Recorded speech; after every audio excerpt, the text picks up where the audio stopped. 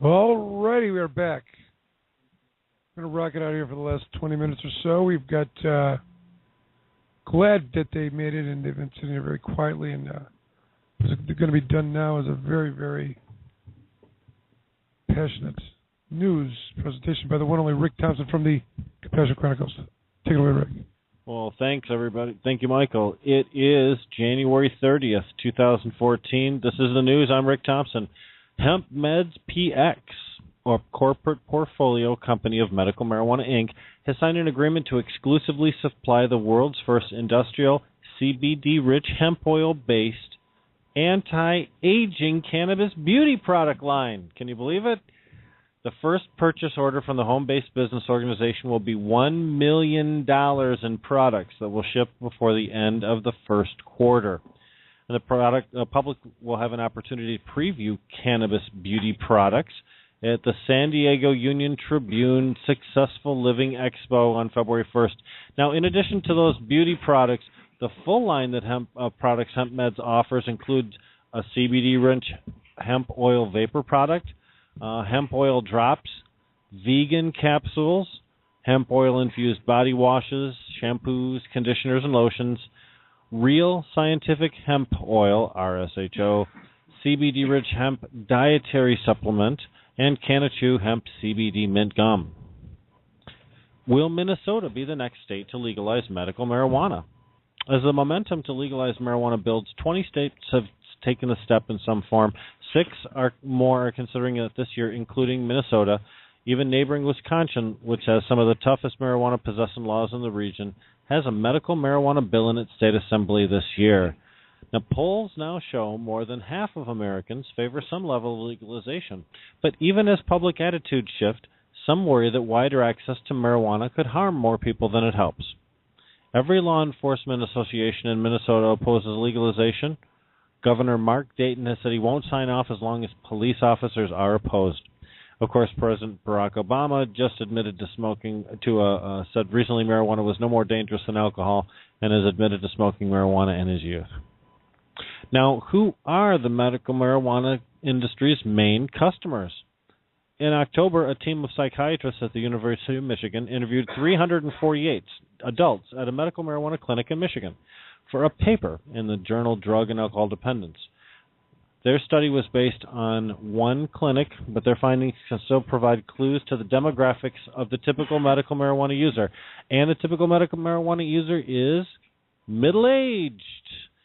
Participants were typically 41.5 years of age, with at least half of them at 50 years of age or older. The 66% are men, and 87% of participants reported they were seeking medical marijuana for pain relief, either alone or in conjunction with other reasons, not just looking to get high. Only 9.8% reported non-pain reasons for seeking medical marijuana.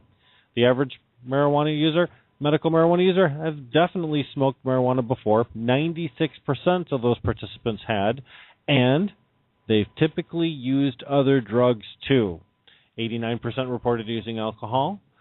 40% reported non-medical use of opioids, hallucinogens 38%, and 35% of medical marijuana users claim to have used cocaine. How does that compare to the population as a whole? You know, that's an excellent question. I have to tell you that I think that's probably a little bit higher, but not that much higher. Well, it sounds lower on alcohol, maybe. 89% seems a little high. 89% alcohol use.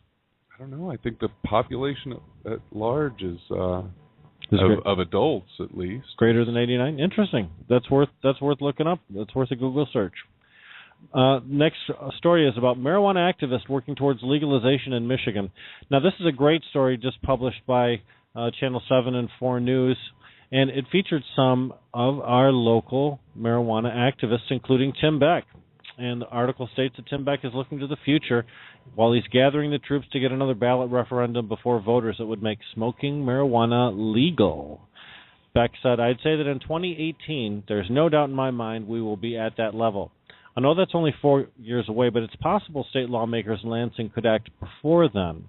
Representative Jeff Irwin from Ann Arbor said, we are working on a bill that would legalize, regulate, and tax marijuana.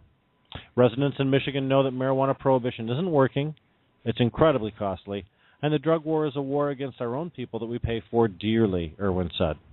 He admitted that lawmakers are still in early stages of drafting a legalization law, but in the meantime, he sponsored a bill that would decriminalize small amounts of marijuana, a step that's already been taken in more than a dozen Michigan cities throughout ballot initiatives, and in Lansing could be next.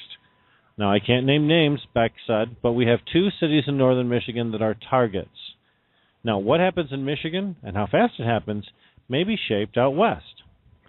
I think people are going to look at Colorado and Washington and see what works, what doesn't, and how we can take that model and improve it, even more so in the state of Michigan, said Jeffrey Hank, a marijuana rights lawyer and activist.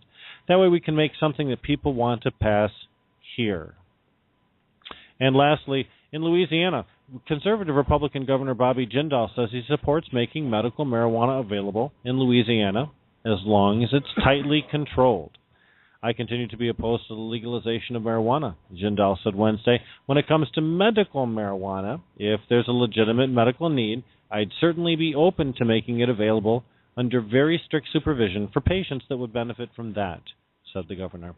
Jindal said marijuana use must be under a doctor's care and tightly controlled to prohibit abuse. Medical marijuana advocates embrace the fact that Governor Jindal has an open mind on the issue. His comments came one day after a standing room only committee hearing on the Capitol about legalizing marijuana. Discussions touched on fixing medical marijuana law and once again trying to soften penalties for marijuana possession. Oddly, Louisiana has a law in the books allowing medical marijuana, but the law is unusable, making it impossible for doctors to write prescriptions for marijuana. Now, that law was passed in June of 1991, and the statutes call for patients suffering from glaucoma, chemo treatments, and spastic quadriplegia to receive marijuana for therapeutic use. And that statute hinged on Secretary of Health and Hospitals promulgating rules and regulations. Those rules and regulations never materialized. Folks, that's the news. It's January 30th, 2014. I'm Rick Thompson. Have a great night.